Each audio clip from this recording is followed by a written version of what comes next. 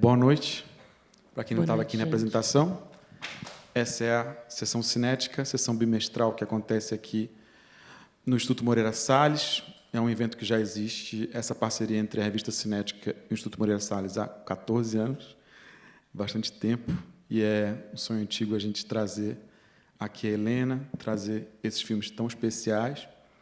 E antes de começar a conversa, tem aqui umas coisinhas a fazer. Já está gravando? Tá ali no fundo, Ok. tá gravando. De forma que, para que todas e todos possam desfrutar desse momento e também da gravação, eu vou fazer aqui a descrição das colegas que estão fazendo aqui a nossa interpretação. Vânia Mantova é uma mulher cis branca, cabelos castanhos encaracolados até os ombros, olhos castanhos, lábios grossos. Janaína Maria é uma mulher negra de pele clara, olhos castanhos, cabelos cacheados escuros na altura do ombro.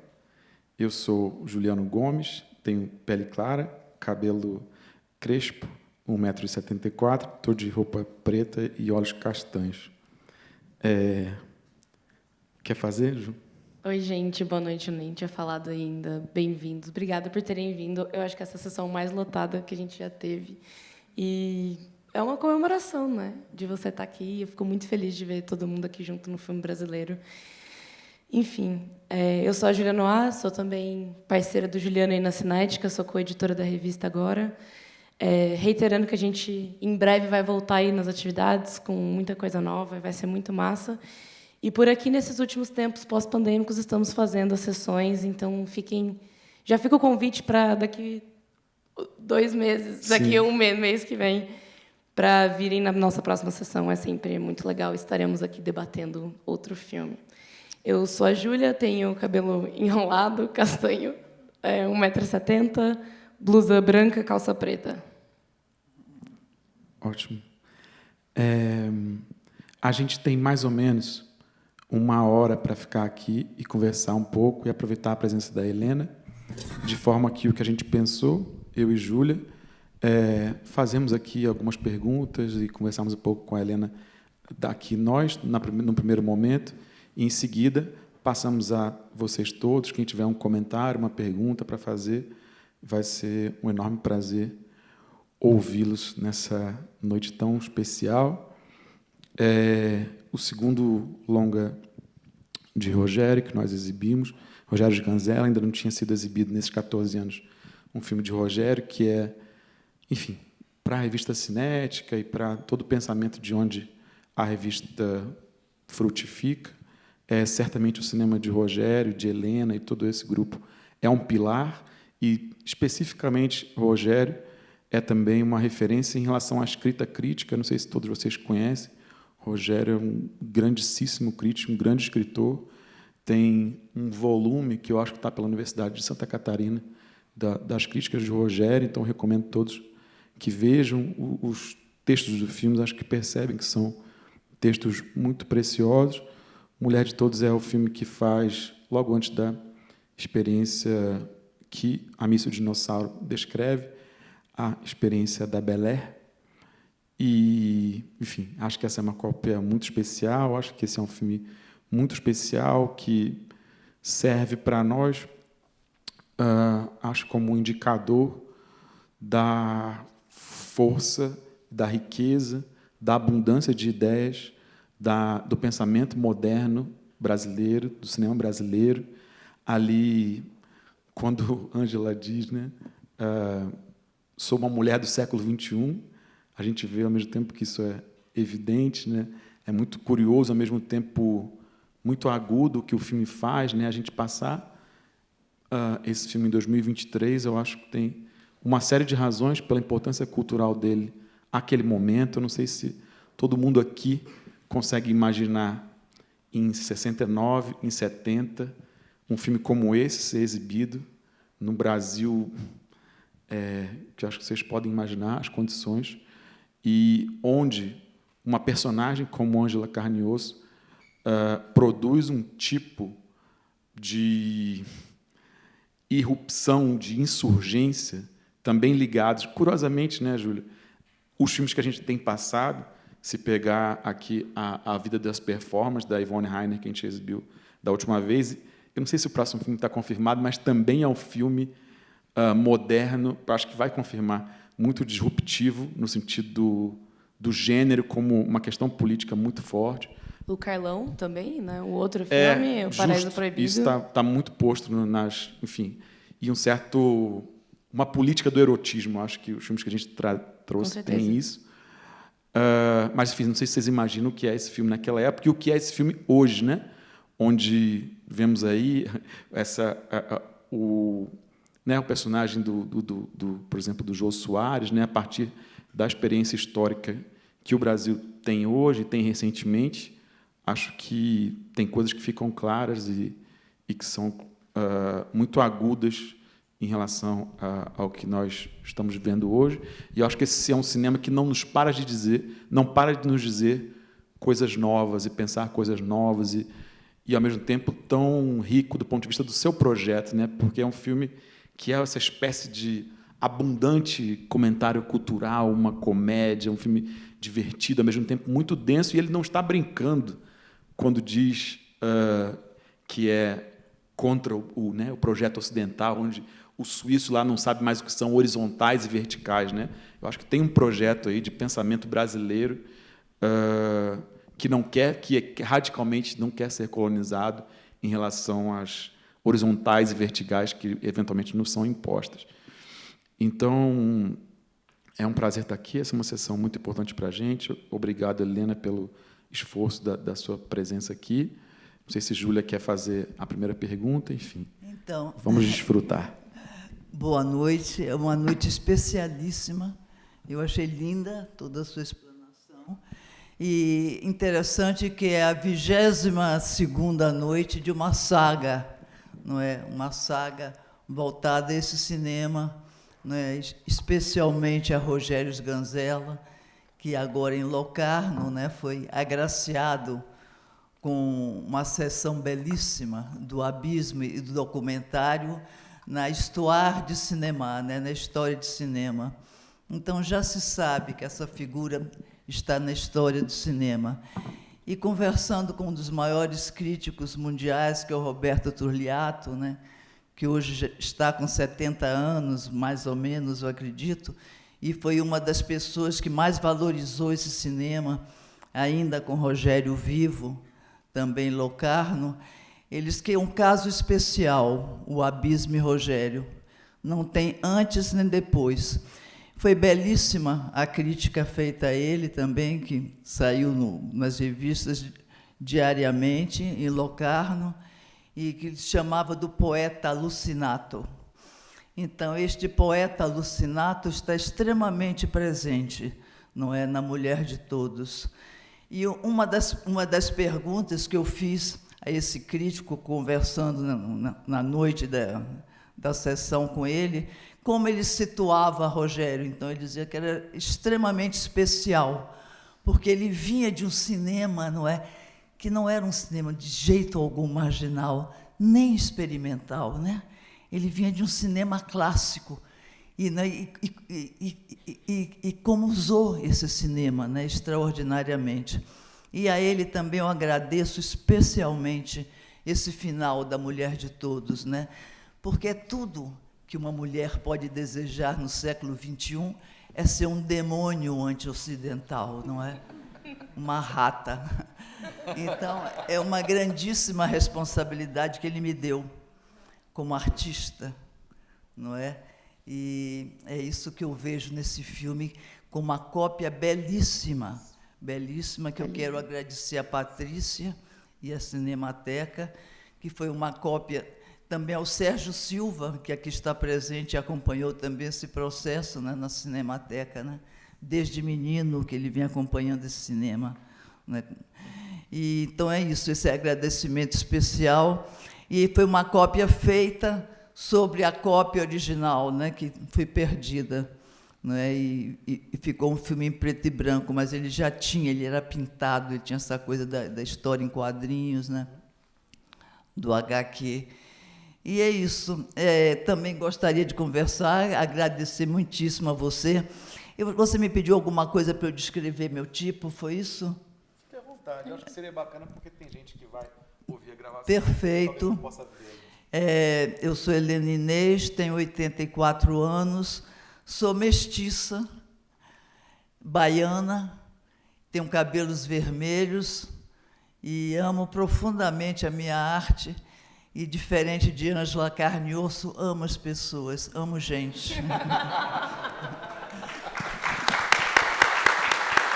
Eu também acho que é sempre bom lembrar que a gente está aqui com uma mulher que atravessou o cinema moderno, né? A gente está vendo esses filmes modernos todos aqui ao longo desse ano e enfrentando cada um de uma maneira diferente. Mas acho que a maioria de vocês sabem disso, mas para quem não sabe, é uma mulher que não só produziu durante, mas propriamente produziu o cinema moderno brasileiro que a gente tem hoje. E eu acho que também o contemporâneo e nunca se amedrontou frente às mudanças. E eu acho que fez dessas mudanças, sejam elas tecnológicas ou de projeto de cinema, isso nunca te afastou da possibilidade de produzir cada vez mais. E como eu acho que eu queria, enfim, aproveitar que você está aqui e falar um pouco sobre a produção dos dois filmes, começar um pouco dessa tua relação assim com esse ímpeto de mudança que você, até numa entrevista para Harper's Bazaar, eu acho, você fala dessa coisa de amar muito, assim, e o quanto que isso te move em direção de enfrentar os problemas ou não, ou de como que você se relaciona com eles, de como que essa mudança de projeto político de cinema então, é para você. Mudança é uma palavra perfeita para mim, sabe?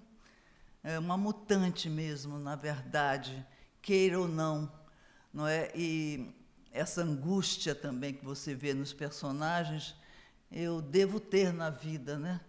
É uma angústia libertária, talvez, mas é angústia, né? Então, eu precisei também passar não é, para o outro lado das câmeras, né? Uhum. E ainda com Rogério vivo.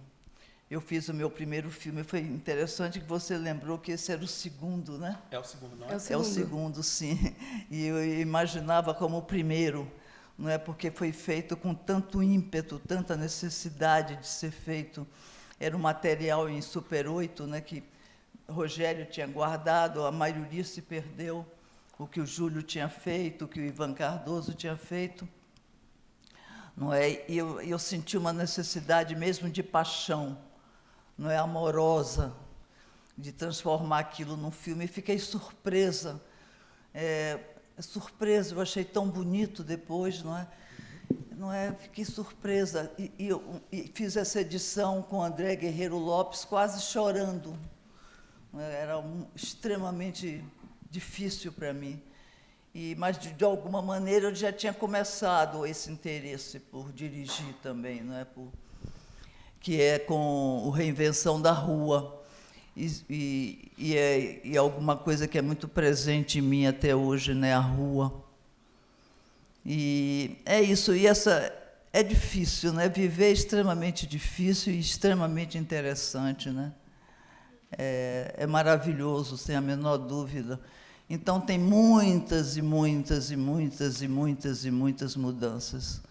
Não é? Eu sou uma das pessoas que tenho mais mudanças, talvez, em minha vida, e muito radicais, totais, né? Mudança de nome.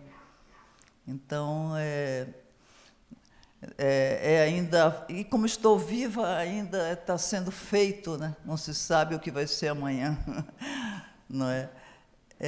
E é isso, e agradecer muito, como uma boa baiana, né, como uma filha de santo, né? Quero agradecer muito, sempre. Não, só pensando um pouco também, que eu queria comentar... E tudo é extremamente político, né? Sim. Somos políticos, eternamente políticos. E sou também uma comunista afetiva. A questão, eu acho que também que me interessa, que eu queria que você comentasse um pouco, é que é tudo bastante autorreflexivo, assim, seus filmes.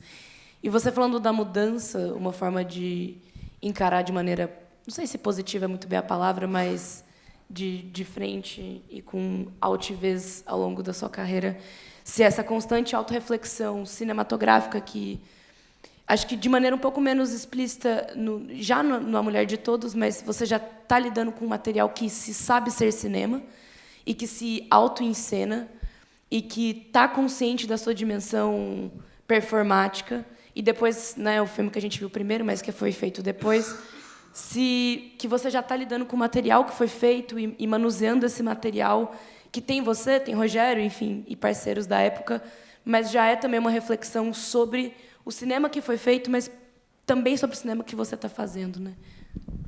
Desde o pátio, você pode observar que no pátio eu estou inteira, né? Aquela coreografia era minha também, não é? Então, eu sempre entendi isso, um ator ser isso, né?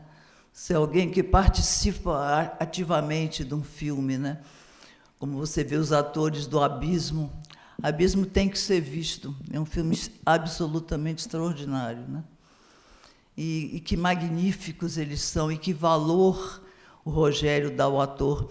Eu esperei durante muitos anos, 7 anos, fazer O Bandido da Luz Vermelha, né? Porque eu ia fazer o primeiro filme de Glauber. Então, possivelmente, eu seria um corisco, né? Um Otton Bastos também, ia criar uma coreografia, né? E era isso, Glauber me conhecia muito bem como atriz.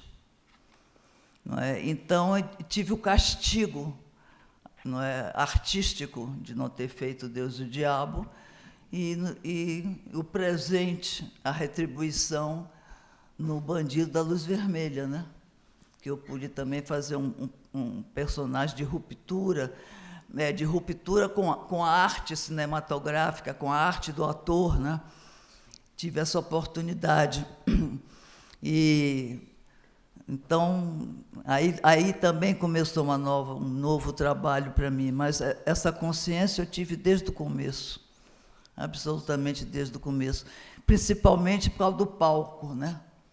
Palco, o ator é o rei do palco, né? Então, e aí nasceu junto o cinema, né? O cinema novo nasceu com a gente, né? Nasceu com o pátio, né? Isso é interessante. E é isso. Helena, fico curioso de te perguntar. Obrigada. Se você lembra, se consegue remontar as primeiras conversas ali que vão gerar o Mulher de Todos, na época do Bandido, Rogério começou... Você lembra um pouco do processo que vai dar esse filme tão maravilhoso, que tipo de conversa, essa construção da Ângela, se pudesse rememorar de alguma maneira as sementes do Mulher de Todos, não sei se algo te vem nesse sentido. Sim, ele tinha, inclusive, esse roteiro, era a Formosa Pistoleira, né? E que ele pensou, foi antes de me conhecer, de filmar com a Ítala Nandi. E aí fez O Bandido da Luz Vermelha. Ele queria fazer um filme o contrário do Bandido, queria fazer um filme feminista, um filme sobre a mulher. Não é? E é estranhíssimo, né? Um filme, mas é de uma ruptura total, né? Nunca uma mulher aprontou tanto num filme, né? Sendo heroína. Eu não conheço outro filme. É uma coisa absurda, né? Fez de tudo. Então, ele tinha isso, sim. E era isso, um filme de ruptura, né? O Paulo Emílio Salles Gomes, que era o melhor filme brasileiro, né, feito até então, adorava. E é um filme cabeça, né, intelectual. Lembra também os cômicos americanos, né? Louco, realmente um poeta alucinado, né? E já estava tudo feito, assim. Eu acho que Rogério ele realizou o que ele, quando eu conheci ele já era completo, era muito interessante. Só comentando também que eu acho muito bonito a forma como você em Amis o Dinossauro. E eu queria até também saber, porque em várias entrevistas você fala dessa palavra musa e miss, que ela tem um peso, né, para você ali. Mas existe um embrenhamento ali entre o público e o privado nesse filme, que você tira um pouco as linhas ali e permite que a gente veja tudo, né? Apesar da montagem friccionar muito essas imagens de vocês ali naquela festa, né? Que eu li a respeito que era o último dia de vocês aqui, né? Da Bel Air. É interessante, mas o Musa, na verdade, nunca me pesou. Nunca. Nem um pouco. Nunca dei a menor importância a isso. E sabia por quê. Era a Musa, foi o Luiz Carlos Barreto que bolou essa história de Musa, né? Lançando o Padre e a Moça. Antes até o Assalto ao Trem Pagador, né, que ele também esteve na produção ativamente, foi ele que, inclusive, me convidou para o filme. Não dei a mínima, tanto é que eu fui ser monja. Quer dizer, não me ofendeu de jeito algum. E, sim, mas eu não gostava era do que se exigia de uma mulher ser bacana, ser sexy, erótica, não é? Era ela principalmente ser silenciosa, né? Participar daquela reunião dos homens onde eles inteligentes conversavam e as mulheres lindas olhando, sorrindo. Não era isso que se desejava da mulher. Era a mulher silenciosa, não é? A mulher que não se manifestasse, está entendendo? Isso é que pesava. As musas daí, não é? E a Ângela é completamente verborrágica, né? E tá bom, que inspire ou não inspire, mas é uma farsa, né? Eu já era um demônio anti-ocidental. Então, vamos abrir, gente. Perguntas, Vocês, comentários, curiosidades? Cadê? Boa noite. Boa noite. Helena, eu queria agradecer primeiro a sua presença e falar que esse blazer é lindo. Eu tenho duas perguntas, na verdade. A primeira é, após o lançamento do filme, assim, 69, a época do AI-5, ditadura militar, como é que foi a sua relação com o público, né? Falaram do público e do privado. Por exemplo, você foi no mercado, alguém te reconhecia, você tem alguma história perante isso, assim, que como foi o impacto das pessoas com a sua presença? E a segunda, queria saber qual seria o pensamento do Rogério ao ver que a gente, 50 anos depois, ainda está falando do filme dele, discutindo, tendo sessão especial. O que ele acharia disso tudo? Obrigada. Obrigada também pela pergunta. Pois é, a minha relação desses filmes em relação ao público, eu recebi muitos prêmios, né, de melhor atriz, tive esse tipo de consagração, sempre me acharam boa atriz, né? Fui revelação de atriz em teatro, inúmeros prêmios, mulher de todos, então era antipático, porque todo festival que eu ia ganhava o prêmio, o pessoal era uma turma de pessoas amigas, e aquilo não caía bem para mim, sabe?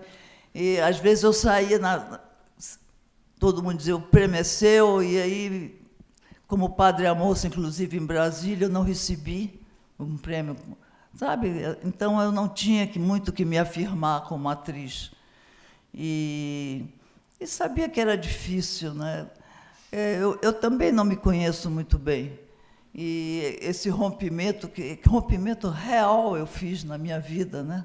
Um rompimento total, né? Não é que eu fiquei a vida inteira fazendo cinema. Não foi isso, né? Como uma atriz, não aceitei a televisão porque não gosto de novela, sabe? Da mesma forma que o romance, para mim, não é o principal gênero literário. Eu gosto de filosofia, gosto de crítica da filosofia, né? Então, é isso. É misterioso, eu não sei dizer. E sobre Rogério, desculpe, eu não entendi direito o que você falou. O que ele acharia da gente estar 50 anos depois, ainda estar fazendo sessão especial do filme, discutindo, refletindo, o impacto que o filme ainda... O que ele acharia? O que ele acharia. Entendi. Eu não tenho a menor ideia. Realmente não tenho a menor ideia. E era uma relação também muito especial. Era bacana até para a gente saber que existe uma relação com silêncio, sem intimidade, entendeu? Era essa a relação que eu tinha com ele. Apesar das duas filhas, era uma relação assim. Talvez por isso uma paixão eterna. Tem? Boa noite. Boa noite. Primeiro, dizer que é incrível estar na presença da Helena Inês depois da exibição da Mulher de Todos. Obrigado.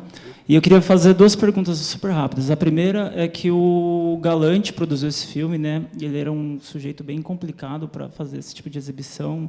Queria saber como é que foi a negociação sua e do Rogério com esses produtores da Boca, principalmente com o Galante, para fazer A Mulher de Todos. E a segunda pergunta, tem um filme que supostamente a gente lê que vocês fizeram com o Jimi Hendrix, que é um documentário, A Mudança de Hendrix, talvez, não sei. Constava nos arquivos da Cinemateca, mas nunca foi possível consultar, nem fotograma, nem nada. Eu queria saber se esse filme existe. E obrigado pela sua obra inteira. Então, deixa eu ver. Não sei se eu começo. Você falou do documentário, não é isso? De Hendrix, e depois antes perguntou sobre o produtor do Mulher de Todos, o Galante. Sim. Com o Galante foi o seguinte, eu era atriz morando no Rio, né? Trabalhando intensamente no Cinema Novo, no Rio, e vim fazer O Bandido. Eu não conhecia Galante, não conhecia a Boca do Lixo, sabe? E Rogério, para mim, nunca foi a pessoa ligada à Boca do Lixo. Era um intelectual de cinema, um crítico de cinema, né, muito jovem, de 20 anos de idade, né, e 7 anos mais jovem do que eu, e puramente um grandíssimo intelectual de cara, né, e a relação dele era muito aristocrática, com os técnicos da Boca do Lixo, que ele respeitava bastante. E com o Galante também foi assim uma troca. Ele fez o filme, Galante, você faz a produção e eu distribuo. Agora, isso segurou o filme durante muito tempo, né? A situação mudou. Pela primeira vez, A Mulher de Todos, depois de muitos anos, passou agora, a semana passada, em Portugal, né? Num festival no Cinema Trindade dos filmes de Rogério e do meu último filme, que é A Alegria, a Prova dos Nove, graças à neta do Galante. Está entendendo? Que agora nós estamos numa situação normal. Recebemos pelo filme, dividimos no meio, porque, como todas as pessoas com quem nós temos esse trabalho, mas com o Galante não, ele simplesmente se recusava a mostrar o filme e dizia que por que isso com A Mulher de Todos? Que ele tinha 40 filmes e só pediu A Mulher de Todos. Quer dizer, mas agora está tudo normal. Ele perguntou também de um filme sobre... O filme do Jimi Hendrix. Hein? Ele perguntou se existe um documentário sobre Jimi Hendrix que consta... Sim, pois é. Esse documentário sobre o Jimi Hendrix existe, não é? Já foi visto, mas ele está perdido. Está perdido. Inclusive, há pouco tempo, ele foi procurado, né, na Mercúrio para ser exibido e é isso que está acontecendo. Uma parte do Jimi Hendrix está no abismo, né? Só também pedir para quem for fazer pergunta falar o nome e tal, para a gente saber quem. Bom, boa noite, Helena, Juliana, Júlia, Mariana Quinn. Eu queria perguntar para você um pouquinho, Helena, como foi o trabalho com a Helena Solberg como assistente de direção do filme, pensando esse set para dirigir mulher também, né? E pensando que tipo de filme que a Helena Solberg passou a fazer também, né, nessa época, e se você saberia dizer um pouco de como foi o convite, contato do Rogério para ela estar como assistente de direção. Achei muito interessante isso. Convite para Helena Souber. Estar como assistente de direção. Estava no set do Mulher de Então, esse set era incrível, né? Da Mulher de Todos. Helena era assistente de direção, né? E era extremamente próxima a Rogério. Ele já tinha montado o primeiro filme dela. Isso foi antes de mim. A Helena já era uma grande amiga dele, né? E eu não entendi direito. Você acha é sobre a relação Com? do filme com o cinema que a Helena vai fazer depois? Não só com a Helena, como a Ana Carolina, né, que começou com esse filme também. A Ana Carolina está, inclusive, em cena. Ela aparece dançando. Eu acho que o cinema da Helena é muito bom. E o Rogério gostava muito, sabe, dos filmes dela. E era uma relação de companheiros. A Helena também mais velha do que ele. E chegaram a ser namorados, é o que eu sei. E eu adoro a Helena, gosto muitíssimo dela. E engraçado que são os dois meninos, não é isso que você está falando? São os dois meninos, são filhos da Helena. O garoto que fuma cigarro e a menina que aparece de costas dançando. E a cena, aquela cena minha, com a galinha e também quebrando o disco, era na casa dela. A Mulher de Todos é parte filmado na casa da Helena. Queria perguntar se você ainda acha que o terceiro mundo vai explodir. Acho que eu ia perguntar o quê? Se o terceiro mundo ainda vai explodir. Como é que é? Terceiro mundo. Você ainda acha que o terceiro mundo vai explodir? O terceiro mundo vai explodir? Será que vai? Ou já explodiu? Né? Já explodiu essa imigração, né? Quem tiver de sapato não sobra, vamos esperar. Não é? Impressionante que nesse terceiro mundo também ele fala no JB da Silva, né? Esse JB, né? Jair Bolsonaro, ainda mistura com da Silva, né? Ainda bem. E ainda anuncia que o comunismo vem aí. Primeiro é um perigo, depois vem aí.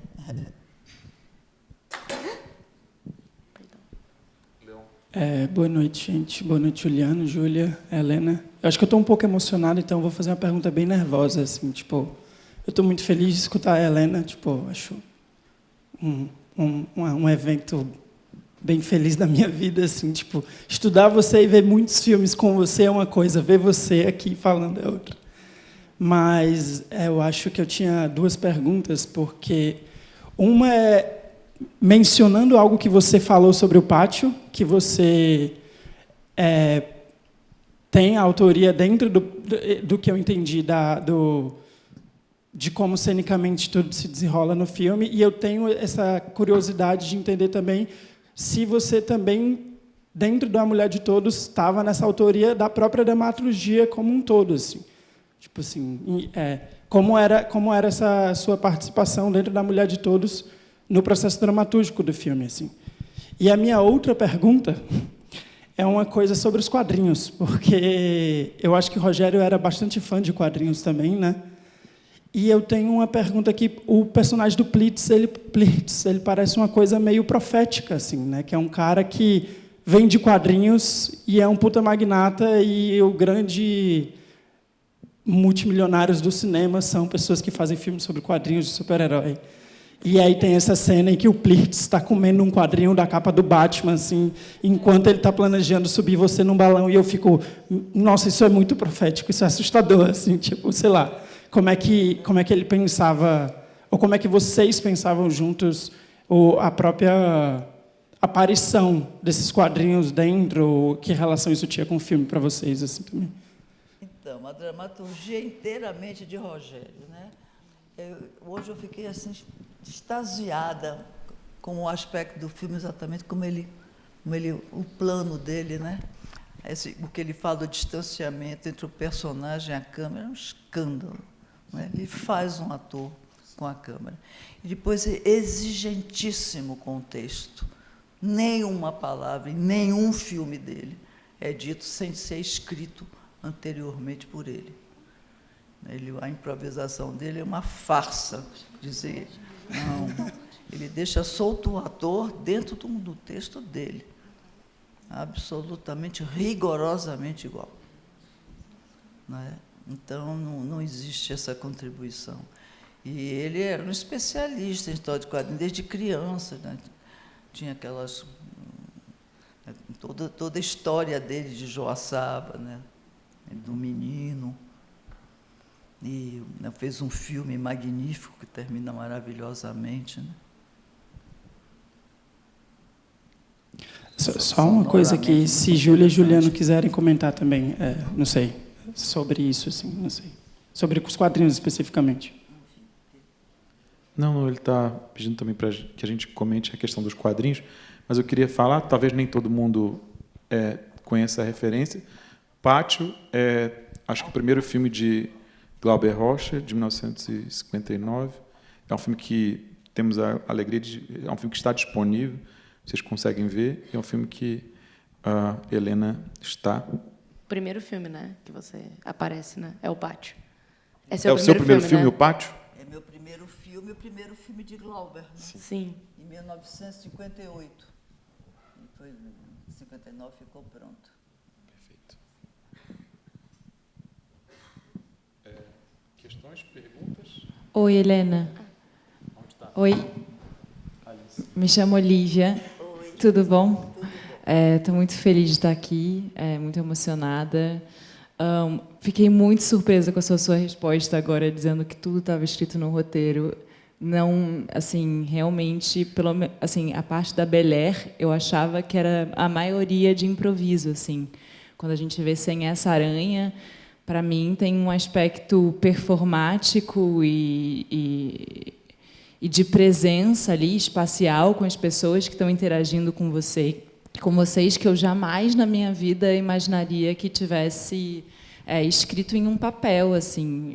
Queria muito entender como é que se dava essas palavras no papel, para fora delas, principalmente em situações mais performáticas mesmo, ali, como vocês viviam na Bel Air. Então, muito interessante isso, e a propósito de um trabalho, um livro que foi escrito e publicado na França, chamado Helene Inês, uma atriz experimental, né? E escrito pelo Pedro Guimarães. Ele foi um trabalho escolhido pela editora, entre vários, né? Vários atores. Eu sou a primeira mulher, e antes de mim tinha entrado o Montgomery Clift e o DiCaprio. Então, nesse livro, o Pedro ele fala nesses corpos societais que são criados por mim, com os personagens que eu atuo.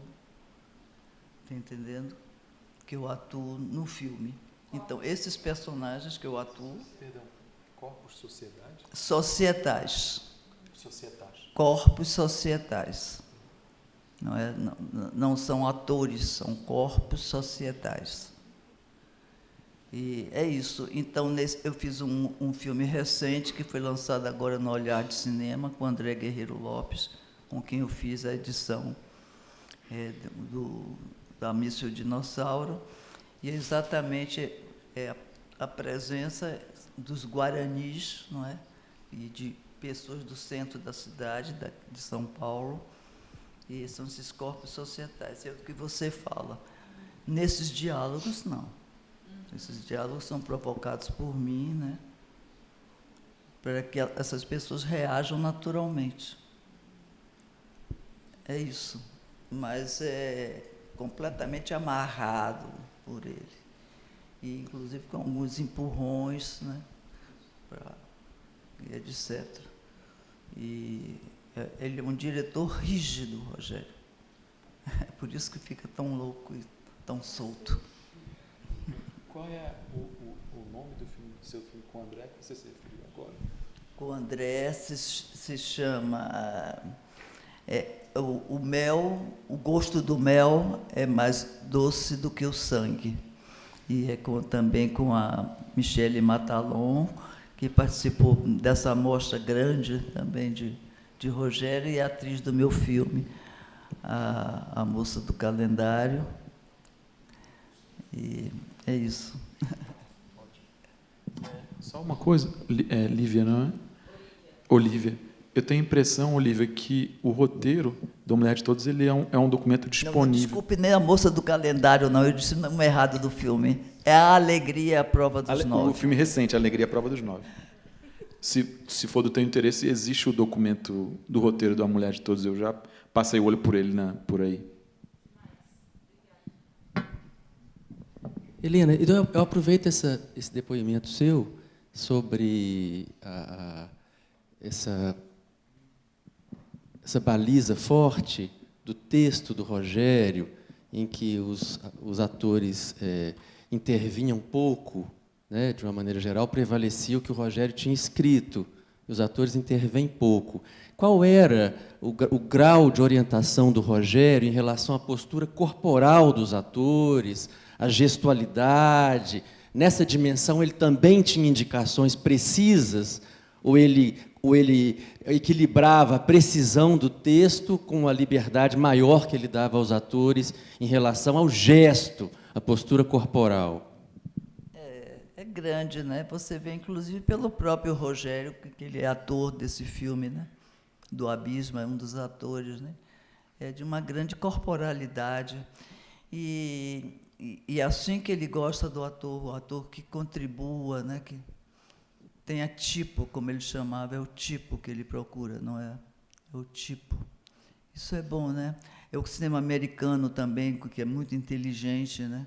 O cinema clássico americano, né, dos anos 40, 50, né? São tipos sensacionais. Os coadjuvantes são fantásticos.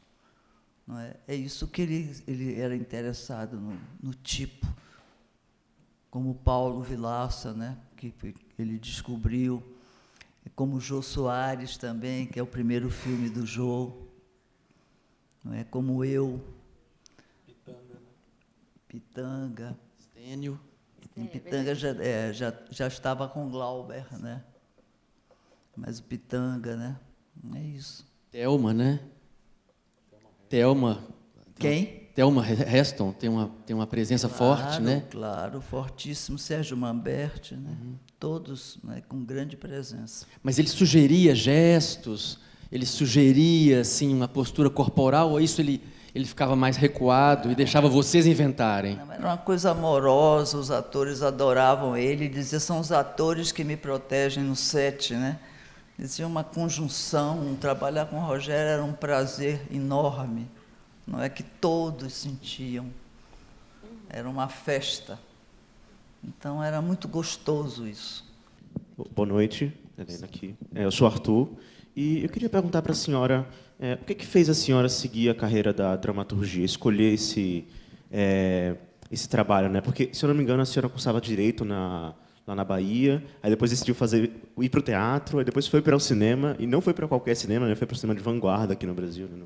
Para o cinema novo, atuar com o Glauber, com o Joaquim Pedro de Andrade e tudo mais. E queria saber qual foi a chama que apareceu na senhora para seguir esse caminho. Isso é até engraçado mesmo, né? Eu fiz um roteiro atualmente, um projeto muito bom de roteiro de antes da pandemia, e eu escrevi agora até há pouco tempo atrás, e o personagem era exatamente esse personagem, né? Que tinha saído de uma escola de freiras francesa, né? De uma família tradicional, com 18 anos de idade, se matricula na Faculdade de Direito e lê no jornal que estava sendo aberto pela Universidade da Bahia 3 escolas de teatro, a de dança, 3 escolas de arte, a de dança, teatro e música. não é, com diretores extraordinários.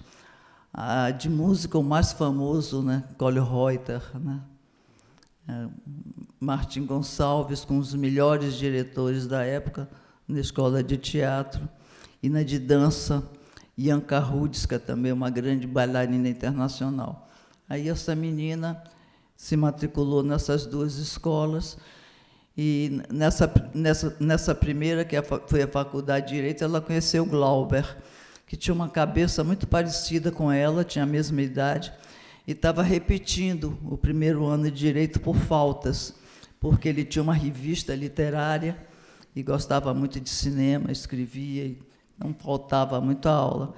E aí, dessa união, não é, e da escola de teatro poderosa, e essa é a minha grande qualidade, é ter tido uma formação extraordinária e pública, não é? Uma escola pública de um reitor magnífico. E aí foram 4 anos nessa escola e não dava para fazer direito, né? Eu já tinha estreado em diversas maneiras com esse curta-metragem que eu falei, O Pátio, não é? E logo depois fui fazer o Assalto ao Trem Pagador, a Grande Feira, também na Bahia, e eu vi que era isso que eu gostava mesmo, até um certo ponto que eu também cansei, não é? Eu tive um excesso de atividade muito jovem, comecei com essa idade, né? Então, com 29, 30 anos, eu comecei a cansar. A Bel Air, com que eu fiz 7 filmes, eu tinha 30 anos de idade e já estava cansada. E, ao mesmo tempo, uma ditadura super braba, e aí eu tive que deixar o Brasil, e aí vai a vida. Mas foi isso, foi uma decisão verdadeira. Mas, de qualquer maneira, eu tinha uma família já cheia de artistas, de tias, de mulheres, uma família de mulher, e todas tocavam música. Eu mesmo estreiei com 12 anos violino e piano. Minha família era toda de mulheres que tocavam, mas tocavam para a igreja, né, e em saraus. No meu caso, já foi diferente. Boa noite, meu nome é Davi, e primeiro de tudo eu queria dizer que é um prazer imenso estar aqui com você hoje. E você já falou um pouco sobre essa questão das mudanças, do processo, mas eu queria saber se a paixão que você tinha pelo cinema nessa época em que você atuou em tantos filmes é a mesma que você tem hoje e que te faz seguir até hoje ainda dirigindo. O que mudou nessa paixão? O que se manteve? Como que foi esse processo? Então, paixão é paixão, né? E a gente se desapaixona também, a gente esquece e volta, não é? E foi isso que aconteceu. E a volta veio também de uma necessidade muito grande.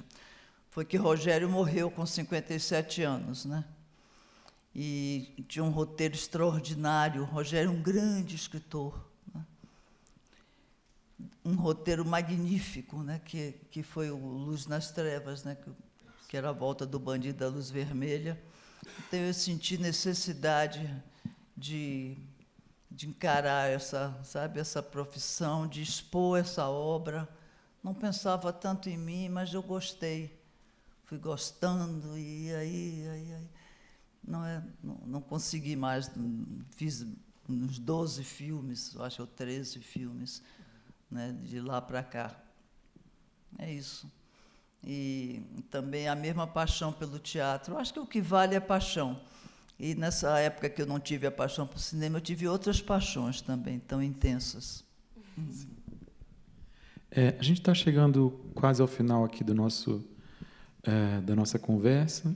Se houver os últimos comentários e perguntas, seria bacana.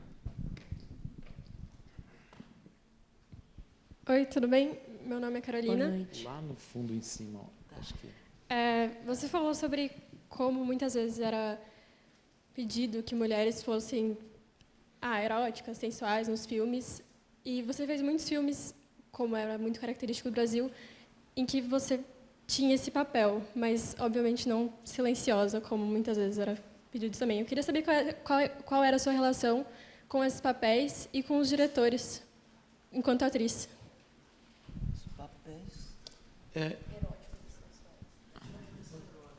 Está falando um pouco Ela perguntou sobre como você lidava com a dimensão erótica dos papéis, porque, se referindo ao comentário que você fez no começo, sobre esse lugar da mulher ali presente e silenciosa, e, ao mesmo tempo, os seus papéis lidavam com o erotismo, mas não era exatamente isso.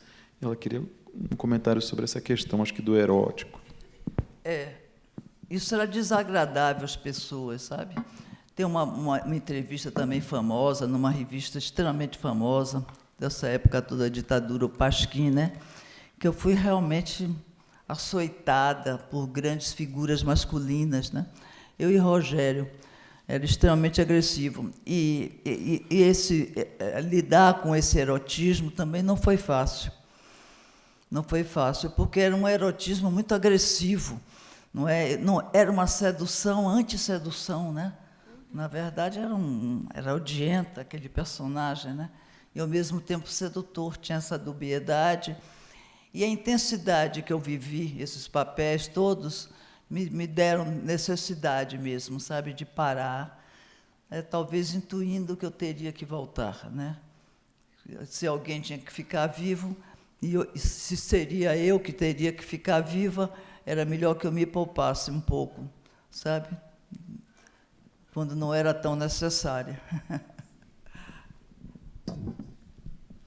Temos um comentário final, alguma coisa? Senão a gente encerra por aqui. Parte aqui para o nosso encerramento. Temos? Não, né? O Paulo aqui. Paulo aqui na frente. Do lado esquerdo aqui. Aqui, ó. Boa noite. Sessão linda, né? O Cineop teve também uma projeção com essas cores, né? Com essas... É algo que me veio mais hoje, a questão, acho que, do HQ, os quadrinhos. Eu acho que o filme trabalha um pouco nessa toada, que também, pelo menos para mim, faz um diálogo com uma estética de cultura de massa muito forte nesse filme, né, em que é um pouco diferente do Bandido da Luz Vermelha, que tem algo assim, e o Rogério vai trabalhar diferente, vocês, né? Vocês junto, claro, Helena, com planos mais longos, né, no Copacabana Mon Amour, e nos filmes seguintes, o Abismo mesmo e tal, mas nesse filme, a ideia da colagem e dessa repetição e desses fragmentos, eu acho muito forte, porque ali é uma estética muito política de contestação, né, que era muito comum a gente ver naquele momento ali, né, uma afronta, né, ao sistema, né, cartaz, né, quer dizer, o filme, obviamente, ele trabalha numa ideia cinética de cinema, mas a colagem, né, o cartaz, né, os informes, né, a ideia do cartaz que era posto como quase uma pichação, né, na cidade, no espaço público, né, e era extremamente perigoso, né, pela afronta. Isso está no filme, né, o tempo todo, né. Isso me me chamou a atenção hoje especialmente, sabe, aqueles cartazes aqui, está entendendo? E tudo feito por ele, e na praia, né, imediato, com uma urgência, na ditadura, gente morrendo, né? Aquela coisa terrível, né? Foi uma época tenebrosa, assim, né? Não? O que é, Rogério, é isso, é eminentemente político, né? Visceralmente. Sim. Acho que chegamos aqui. Agradeço a presença de todos vocês, especialmente aqui a presença da Helena.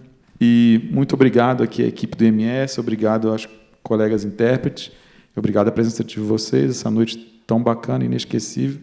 E obrigado, Helena, pela generosidade de vir de outro continente, chegar e já estar aqui conosco novamente. Obrigado. Imensamente obrigado. Imensamente.